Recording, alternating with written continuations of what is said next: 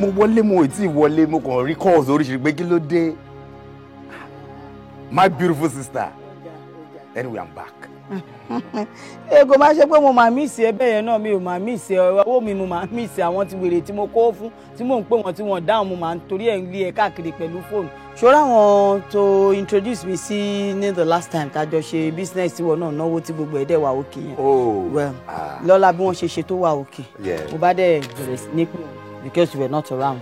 Mo dẹ̀ pé you won't believe it. Àwọn people yìí nígbà míì wọ́n á gbé wọ́n á ní kí n hold on. Sometimes tí bá pè náà máa pè á rìn dìrí títí wọn ò ní gbé. Ìgbà míì wà tí wọ́n bá gbé wọ́n á sọ fún mi pé àwọn máa pè mí padà. Ìsàn àti pé wọn ò mẹ́ni tó sọ̀rọ̀ wọ́n mọ̀ pé mi ni mò ń sọ̀rọ̀ wọn ò ní pè mí padà. Ìgbà míì wà tó yẹ pé tí wọ́n tó bá rí pé mo ti pè ó ti pin àwọn ẹlẹ́mìí wọ́n á wá gbé kọ́ yẹn wọ́n á wá dákẹ́ wọn ò wá ní sọ kankan. Mo rò pé excuse me kí ló ń ṣẹlẹ̀ gangan ó dà pé àwọn eléyìí ò rà kan tó sọ ó dà pé wọn mẹ́ni tí wọ́n bá ṣe o àbí ṣé ò ṣe pé iléeṣẹ́ wọn fẹ́ jóná no tọrọ ni kò kí n ṣeré tẹ̀lé ojú tó bá pé iléeṣẹ́ wọn fẹ́ jóná ni èmi á máa pè wọ́n lórí over 20 million naira ẹ̀ ń ṣe bẹ́ẹ̀ pé mọ̀ pé mi ni mò ń sọ̀rọ̀ tí n bá dé tó á yà wọ́n lẹ́nu. Ẹ máa wọrí nǹkan kékeré ni ẹ máa sort out ẹ ṣáà kó mo ti dé na I will sort out ẹgbẹ́ ní káwọn ọmọ ń gbé nǹkan tí máa jẹ wá. ẹ wo ẹjọ́ torí Ọlọ́run what are you saying tí ìṣó ti wà around ṣé wọn mọ̀ pé mi mo lọ jẹ mi mo lówó ni. No, then when you are making it look. Look big, but big deal. Adedoja, this is big deal. We are talking about 20 million naira. I know you know, but kò ṣe owó kékeré ṣe mi. Owó rẹpẹtẹ nìyẹn. Ẹ̀yin ò lè gba 20 million naira lọ́wọ́ mi. Ká wá sọ pé a fẹ́ ṣe business ká máa tì mí síbi ká máa tì mí sọ́hùn. Ẹ jọ ṣó jẹ́ 20,000 naira ni. Sister mo mọ̀ púpọ̀. But don't worry, you get your money back. Kò ń ṣe nǹkan tó le.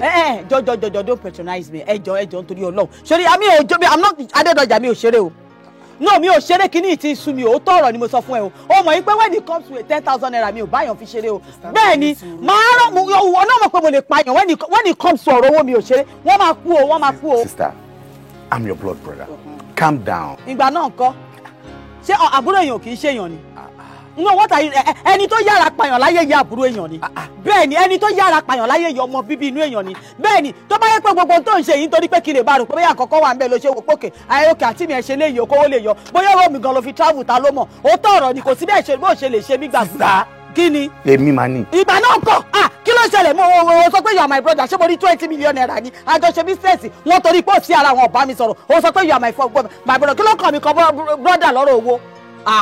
Wọ́n àwọn agbẹ́ni sọ fún wọn wọ́n máa kú èmi ò ṣeré o kó máa padà wá di wípé àtiwọ́ mo máa pa gbogbo yín dànù lórí 20 million naira ni. Yes.